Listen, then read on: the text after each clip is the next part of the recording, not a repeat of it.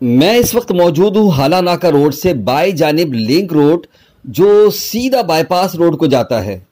यहाँ ये 100 अदद पौधे डॉक्टर फारूक नामी ने अपनी फैमिली की जानिब से बराए इसाले सवाब लगाए हैं। और बिल्कुल दाएं जानिब आप देख सकते हैं कि काली मोरी की नहर भी रवां दवा है और इसी चौड़े रोड पर लगाए गए पौधों की ये कतार इंशाअल्लाह आने वाले वक्तों में सरसब्ज व शादाब दरख्तों की सूरत में नजर आएगी। इसी रोड पर यह खूबसूरत सी मस्जिद है और इस मस्जिद के बाहर भी दरख्तों की एक कतार नजर आ रही है।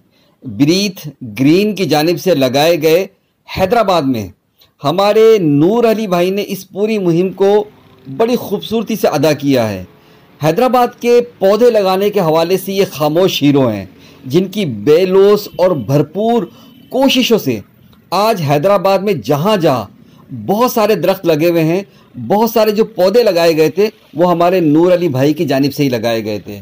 नबी पाक अलैहिस्सलातु वस्सलाम का फरमाने खुशबूदार है कि अगर कोई मुसलमान किसी दरख्त का पौधा लगाता है और उसी दरख्त से कोई इंसान या जानवर खाता है तो लगाने वाले के लिए वो सदका होता है।